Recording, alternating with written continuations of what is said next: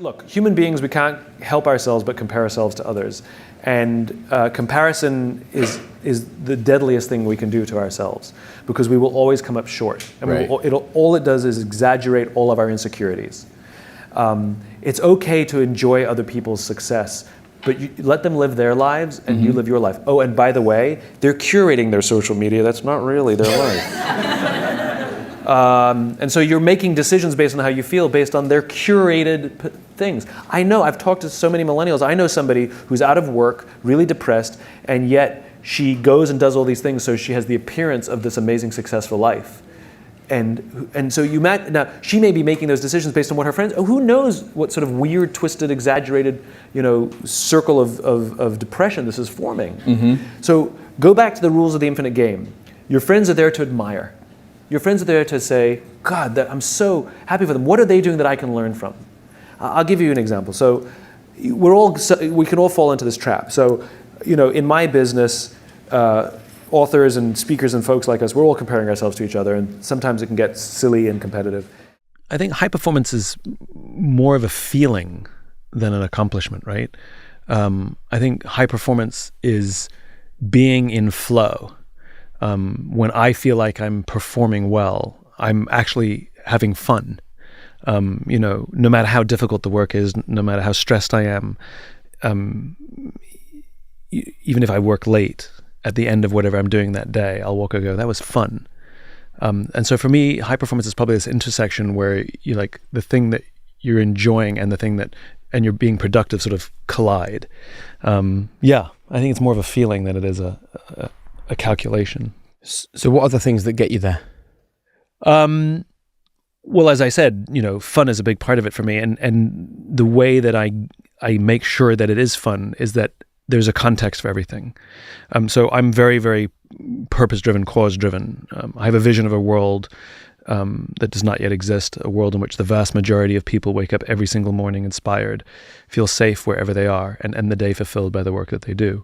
And as long as whatever I'm doing is moving towards that, and I don't even care what it is, whatever I'm doing is working towards that, and I can either feel or measure that I'm working towards that, then I will much more easily find myself in that state. So for example, if I know something doesn't, so let me give you an example. Like if some company calls me and says, we'll offer you a ton of money to come and speak to our top 30 salespeople at a company that I don't really respect, that their culture is something that I wouldn't write about, but they just offer me a ton of money, to go do it, I will turn it down, because the feeling of being there will feel like work. Whereas when I get offered to go somewhere where it pays a lot less, but what they tell me that their company does or the way that they lead their people, I find interesting, I find inspiring. I actually want to learn from them. And then showing up with them and the conversations I have with them and the feeling that I get that I'm contributing to whatever it is they're doing, that brings me tremendous joy and flow. So it's really about having a filter and using it. I think a lot of people talk about cause and purpose, but they use it as a punchline. It's copy on a website. And if you're too metrics driven, it's much harder to get that feeling, because metrics don't produce that feeling ever. One of the mistakes that people make, and by the way, folks in my position as well make this mistake, the well-intended insiders who want to affect change, they come guns a-blazing. They get the chance to talk to the executive, and it starts off with sometimes the words, but at least the mentality of, let me tell you what's wrong, or let me tell you how to fix this thing. And nobody wants to hear that. Like, can you imagine if I sat down and said, can I just tell you how to make your podcast better? Can I just spend 10 minutes and tell you what's wrong with your podcast? I mean, I haven't even said anything already. You're shutting down, right? You're like, no, don't tell us that, right? But if I talk about vision and I talk about where I want to go, and I talk about the world that I imagine, I think a lot of it is language. And it has to start with curiosity. Can I talk to you about some of the things that you're imagining for this company. What do you envision for this company? And if somebody shows curiosity for the ideas of somebody else, then and only then are they open to your ideas. Only if you show interest and give somebody, if you make somebody else feel seen and heard and understood, then they want to return the favor by making you feel seen and heard and understood. So very often, I don't actually think it's the point of view. I think it's the way in which we present the point of view to those in power. Almost always. I saw it play out recently in front of me. Very senior executive went up to his boss and basically said, "Let me tell you what's broken and what's wrong." And I saw his boss just shut down. As opposed to going up to him and be like, "Hey, how are you? It's been a stressful few weeks. I just want to check in and see that you're okay." So I pride myself on that. I think that was the coup of Start With Why, to be honest. I'm not the first person to talk about purpose at work, but back when I started talking about the why, if you talked about purpose at work, you were some weirdo hippie. And so talking about purpose at work, you're literally only preaching to the converted, this very small group of people who believed in it. And the coup of Start With Why was the language, which is I found a neutral language that made those who needed to hear the message hear the message. It also was new language that those that were struggling to tell their bosses now had new language. And I got that in the early days of Start With Why. The number of people who came up to me and said, "Thank you. You've given me language that is helping me tell them the thing I've been trying to tell them for years." So once again, it goes back to language. Why isn't an infinite game just a series of finite games? For the same reason, you can't just keep eating chocolate cake every day because it feels good. Because simply driving people gets exhausting. It destroys the foundations of trust. It destroys the foundations of cooperation. And when we don't work well together, share information, admit mistakes, there's no innovation. And we know what simply driving a series of finite games looks like. It looks like investment banking before 2008, which produced an artificial, man-made recession. And so much of the finite thinking that we have today, unfortunately, is a really reasonably modern invention. It's not like business has always operated this way. The thinking of Milton Friedman, the 1970s economist, has really dominated sort of business theory today. He theorized that the responsibility of business, this is his definition, the responsibility of business is to maximize profit within the bounds of the law, right? What about ethics? Like a pharmaceutical company that raises the price on essential drug 200%, 300%, 500%, 800%, it's not illegal. It is unethical, right? It makes us uncomfortable, and yet the law is not broken. That's not a good enough standard to run a business. And it was his thinking that gave rise to the theory of shareholder supremacy, which was a theory proposed in the late 1970s, where we prioritize the wants, needs, and desires of a shareholder over the needs of the customer or the employee, which is like a coach who's trying to build a great team by doing what the fans want versus what the players need, right? That's basically shareholder supremacy. And as I said, it was just a theory proposed in the late 1970s that was popularized during the boom years of the 80s and 90s. Mass layoffs, where we use the livelihoods of human beings to meet arbitrary projections on an annualized basis at the end of the year, did not exist as a standard business practice prior to the 1980s. Did not exist. It was popularized during the 80s and 90s. The dismantling of Glass-Steagall, which was an act passed after the Great Depression to prevent another Great Depression from happening, and by the way, was extremely effective. Between the dismantling of the Glass-Steagall in the 80s and 90s and the Great Depression, there were a total of 0 stock market crashes. Since the dismantling, all in the name of corporate profit, we've had 3. We had the dot-com boom, Black Monday in 2008. In other words, when we play simply with a finite mindset, we actually do long-term damage to our own system that's supposed to benefit all of us. And I find that upsetting. We've seen the rise of Friedman's thinking, rather. And like I said, his theories dominate business today. And we feel it. Not only have we had those stock market crashes, but anybody who goes to work today, there's a general feeling of unease, especially if you work for a company that embraces annual or even quarterly layoffs to meet arbitrary projections. Keep in mind, a lot of the companies that employ mass layoffs are profitable, just not as profitable as they would like. It's not like they're losing money and they had to do this to save the sinking ship. That's something completely different. These are highly profitable companies that missed a projection, and so they laid people off so they could meet that projection. There's something fundamentally wrong with that. And we know it because we feel it at work. We see this decline of trust. We are not loyal to our companies anymore.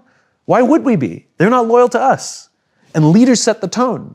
So when companies are loyal to us, we will give loyalty back to them. When they're not loyal to us, why would we be loyal to them? I'm tired of CEOs telling me that millennials these days don't stick around very long. Well, why would they if you don't offer them any kind of loyalty back? And it's not for the people to prove to you that they're loyal. It's the other way around. Leaders set the tone. And so it's because of this general business theory that we've seen a steady decline, a steady erosion of loyalty in the business world today. We don't want to work at a company for 20 or 30 years, mainly because we're not sure we could. We're not sure that the company actually cares to keep us around that long. And so we constantly have our eyes open and we're constantly scanning. We come to work feeling uncomfortable that some of the decisions that are being made don't benefit the good of the employee, that it really benefits this artificial constituency that we call the shareholder, which is really just a bunch of institutional investors. There's this shareholder myth because there's been a steady decline of the middle class being involved in the stock market for years. And the whole point of the stock market was that we all get to share in the wealth that we helped build, because it's on the back of average Joe employees that produced the great wealth in the nation. And the whole point of the stock market, the genius of the modern day corporation, the genius of the public company, was that we all get to share in the wealth that we're helping produce. Unfortunately, over the course of the 80s and 90s, we've seen systems produced where we're seeing the general population, the middle class, actually be less included in that success.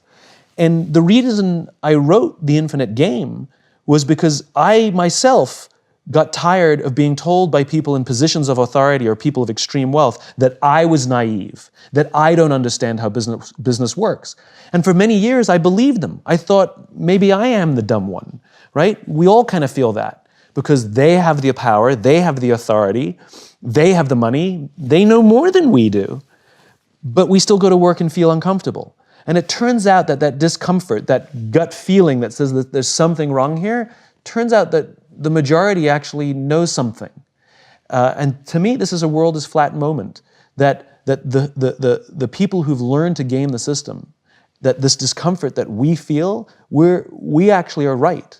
Like, they actually don't understand the game they're in. Business is an infinite game, and when you play with a finite mindset, lots of people suffer, including the companies that they themselves are trying to build. That's the great irony. The great irony is the way you build great companies is with an infinite mindset. The way you build great companies is by prioritizing people before profit. The way you build great companies is will before resources.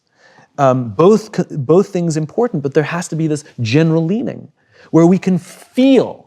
When we come to work and feel like we're part of something bigger than ourselves, where we feel that our work and our effort is worth more than simply the money we make.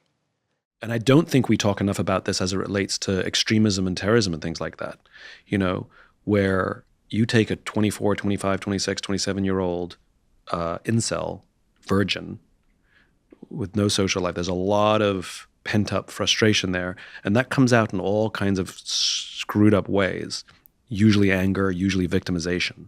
Addictions, vengeful behavior, antisocial behavior. And if you look at, even just in and this is not a current statistic, this is decades and decades and decades, but you look at sort of the rise of religious extremism in the Middle East, you take a shame-based society where you're 24, 25, 26 years old, you're living at home, you're a virgin. The only way you can leave the house is if you get a job, and if you get it, you won't get a girlfriend, and i.e. a wife, i.e. have sex, until you get a job and move out of the house. And so there's and you're in a shame-based society, like the pressures are extreme, and the anger is extreme. So I think this idea of not knowing how to make friends and finding online community of people who are, where we all support each other's victimhood is incendiary. I could never imagine Simon Sinek in one of your books telling people That they were losers? that they were losers and that they suck. Yeah, I never do that. But when I look at Andrew Tate's approach, in his videos, multiple videos and tweets, he really mocks the people that he's speaking to. He says, your life sucks, you're an absolute loser.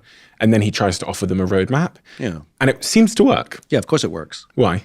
Because you're validating their feelings of victimhood, you're affirming it, and then offering them a way out.